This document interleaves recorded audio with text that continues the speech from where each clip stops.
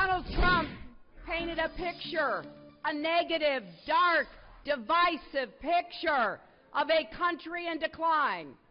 He insisted that America is weak, and he told us all, after laying out this very dark picture, that I alone can fix it.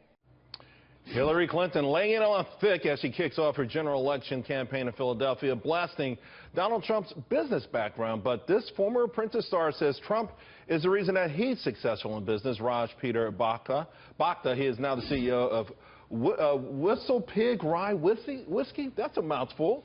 Whistlepig. Whistlepig. I like it. Is that the place where it's made? Actually, it's Whistlepig Farm. Yeah. Okay. It's a 500-acre farm where I live in Vermont. And we're doing great. You were on the second season of The Apprentice. Second season of The Apprentice. How'd you do? Well, I got fired halfway through. Halfway through, okay. I got fired from a job I never had, and as a real estate developer at the time, I lost to a wedding planner. So God has a sense of humor. But the bottom line is, you feel that you saw enough of Donald Trump, the person and the businessman, to think that if he applies that to America, we'll be better off. Well, let me be clear here. I think that on his economic policies as a businessman, he has a lot to offer, and I think his vision of putting American jobs first is absolutely spot on. We've lost 5 million manufacturing jobs in the past 15 years.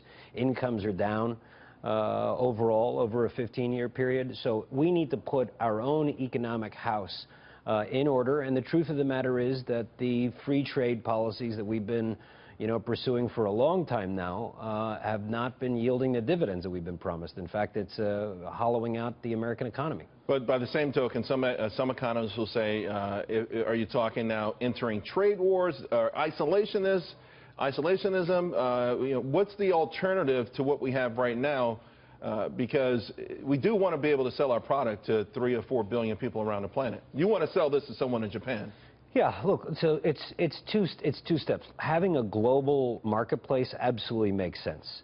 But, Trump is correct. If you look at the trade deals that we've signed, if you go back 20 years and say that, listen, we've run a structural trade deficit with China of hundreds of billions of dollars a year, where we're exporting capital to them. They're lending the money back to us. We're becoming in debt with them.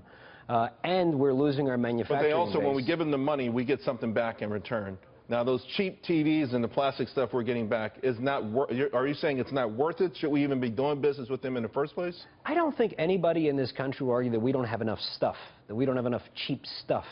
What we need, we don't need more microwaves or televisions in America. We got plenty. What we need is to make things again. And if we need to consume a little bit less and keep more of our income at home and create more jobs here, that's the model. For example, at Whistlepig Whiskey, we do everything soup to nuts at the farm. We grow the grain, we harvest our own wood to make barrels from it. We create a lot of jobs. And that model of putting our economy first, our job creation first, and businesses that think about the social implications, the long-term implications of their economic policies as what we need, and we need a government that pursues those policies. Whistlepig. Whistlepig Whiskey. Can't wait to try it. You're going to leave me a bottle for the weekend, right? Yeah, we'll talk after. Okay. Thanks a lot, Raj. Really appreciate it.